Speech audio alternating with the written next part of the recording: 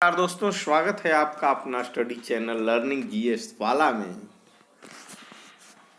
दोस्तों, आज हम एनसीईआरटी क्लास 6 अध्याय 4 के पार्ट 2 को लेकर के आए हैं, जो कि आज कंप्लीट हो जाएगा। यह वीडियो सीटेट जुलाई और जीके जीएस के लिए काफ़ी इम्पोर्टेंट है। इसलिए इस तरह के वीडियो पाने के लिए पूरे एनसीईआरटी 6 to 12 के कंप्लीट करने के लिए आप हमारे चैनल को सब्सक्राइब कर लें और बेल आइकन को दबा दें, क्योंकि हर रोज़ पढ़ने वाला वीडियो जैसे ही आपको मेरे चैनल पर दिया जाए, नोटिफिकेशन मिल जाए। तो चलिए बिना समय गंवाए सेशन को शुरू करते हैं। आज हम क्या हड़प्पा के शहरों में लोहे का प्रयोग होता था, तो इसके साक्ष्यों के बारे में हम जानेंगे कि क्या हड़प्पा के शहरों में लोहे का प्रयोग होता था।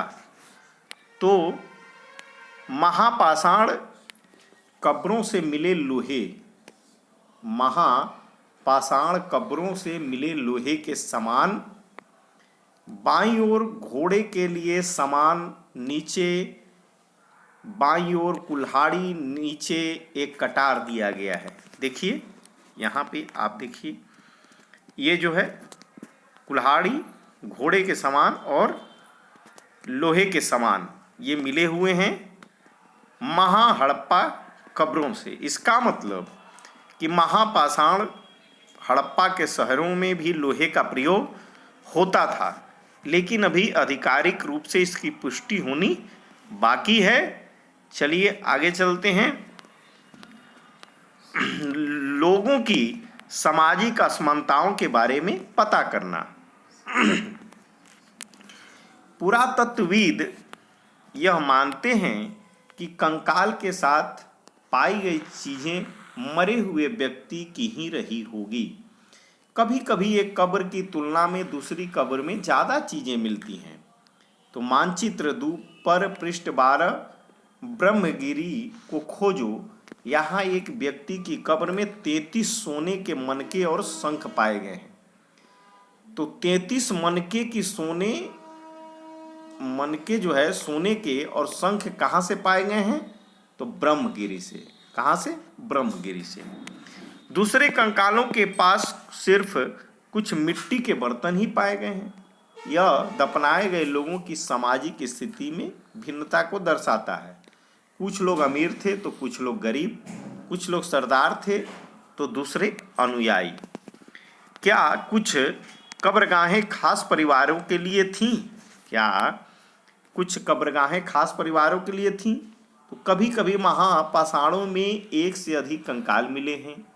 वे यह दर्शाते हैं कि शायद एक ही परिवार के लोगों को एक ही स्थान पर अलग अलग समय पर दफनाया गया था। बाद में मरने वाले लोगों को पोर्ट होल के रास्ते कब्रों में लाकर दफनाया जाता था। तो जो बाद में मरे उनको किस रास्ते से? पोर्ट होल के रास्ते से।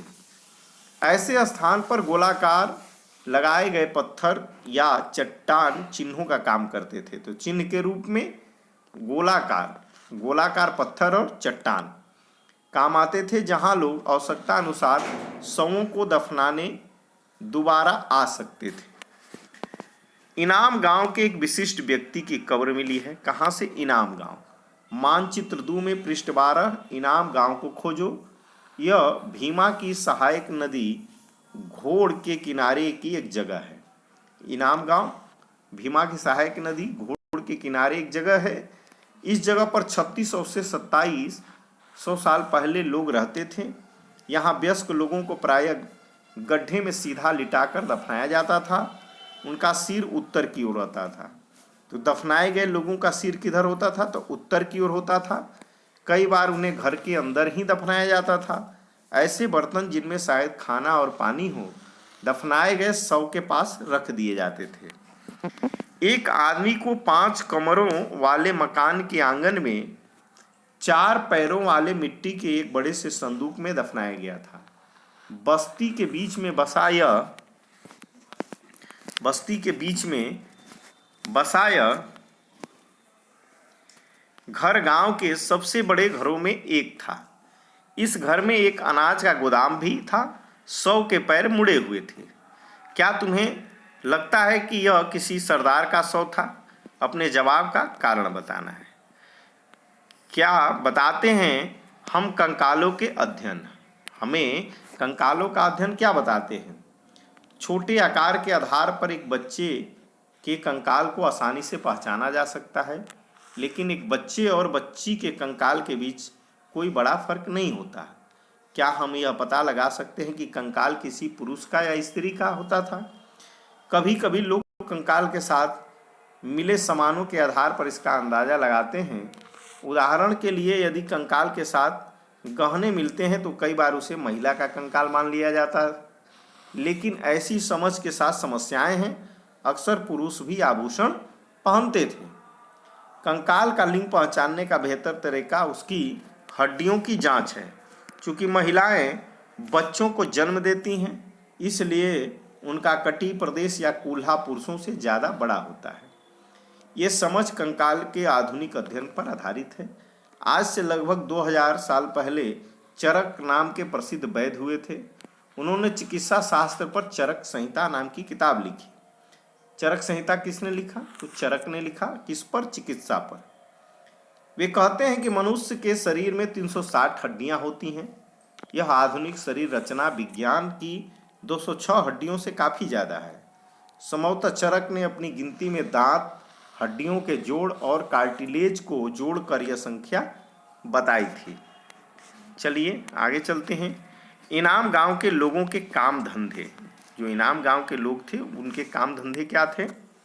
इनाम गांव में पुरातत्वविदों को गेहूं, जौ, चावल, दाल, बाजरा, मटर और तिल के बीज मिले हैं। कई जानवरों की हड्डियां भी मिली हैं। कई हड्डियों पर काटने के निशान से यह अंदाजा होता है कि लोग इन्हें खाते होंगे। गाय, बैल, भैंस, बकरी, भेड़, कुत्ता, घोड़ा, गधा, सुअर, सांभर, चितकबरा, हिरण, कृष्ण मृग, खरहा, नेवला, चिड़िया, घड़ियाल, कछुआ, केकड़ा और मछली की हड्डियां भी पाई गए हैं। ऐसे साक्ष्य मिले हैं कि बेर, आंवला, जामुन, खजूर और कई तरह की रसभरियां एकत्र की जाती थी। ये भी था उसका। तो दोस्तों, आज का सेशन हमारा यहीं समाप्त होता है। इसमें जो कुछ प्रश्न होंगे वो आप बना सकते हैं। तो चलिए, आज का सेशन ये समाप्त होता है। कल जो है नेक्स्ट अध्याय 5 को लेकर के आएंगे। धन्यवाद। थैंक यू दोस्तों।